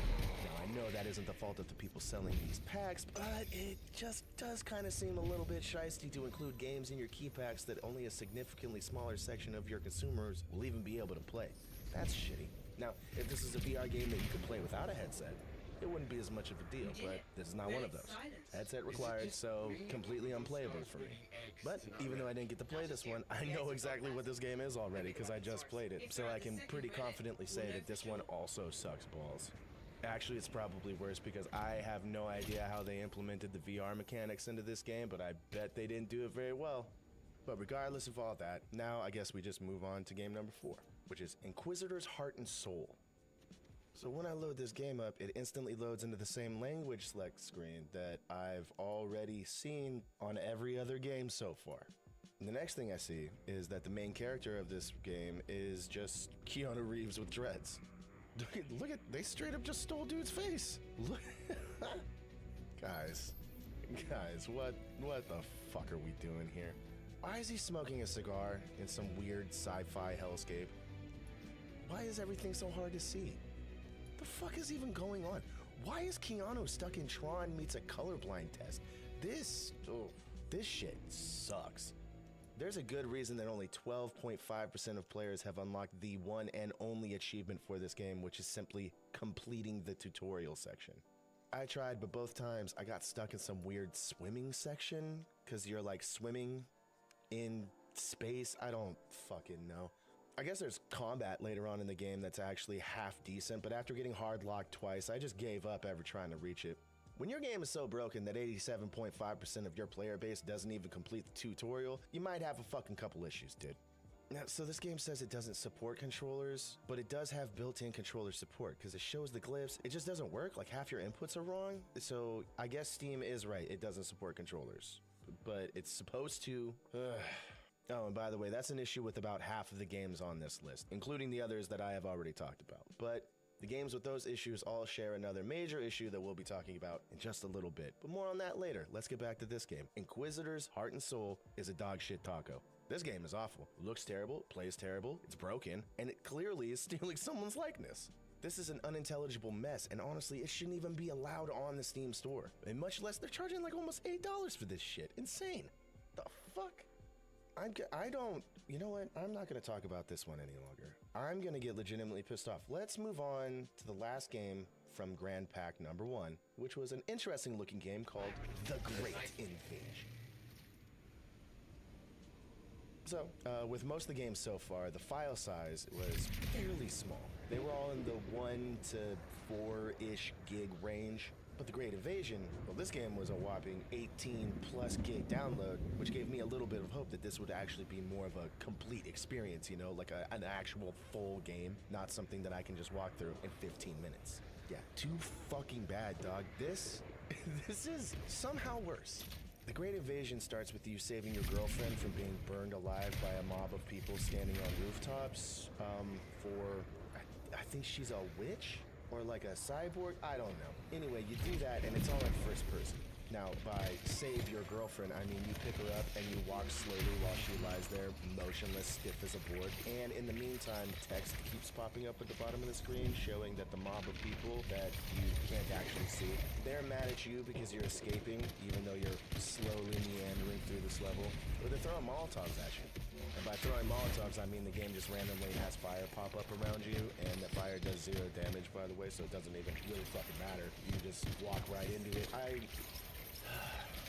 Anyway, once you escape with your girlfriend by just walking into a random doorway, you're now on your own, running through the same town that these people apparently don't care about because they're still throwing firebombs at you in these like, small little hallways and storefronts. Once you go the wrong way a few times because there's 0 directions to tell you what you're supposed to do, you make your way to some sort of a statue, and then some angel or a higher power starts speaking to you and spouts off some oddly translated garbage, and then you go to the next level, which is now in third person. And now, for some reason, you're in some sort of a desert oasis, which is, to be fair, a classically recognizable cyberpunk locale. Oh, and this is what you look like right here. This model is so awful. This is to character models what Disturbed is to music. And that was your once per video reminder that Disturbed fucking sucks. You got it? I did. Oh dear. Oh man. At this point, I tried rebinding my controller because now all the controls were completely different, and about half the keys that I needed now weren't mapped to the controller by default because, you know, why would you do that? Why would that make any sense, you know? What an idiot. Anyway, after about 10 minutes, I just gave up and switched back to mouse and keyboard and moved to the next level by talking to some angel statue again. I'm still not sure what the fuck I'm talking to. None of this really makes sense. But you know, honestly, to be fair, I think I had started getting used to all these like weird Google Translate storylines at this point. So I really didn't care anymore. I was just trying to have some form of fun. That's all I wanted to do. And so now I'm in, you know, fucking Metal Gear Solid 2 base, and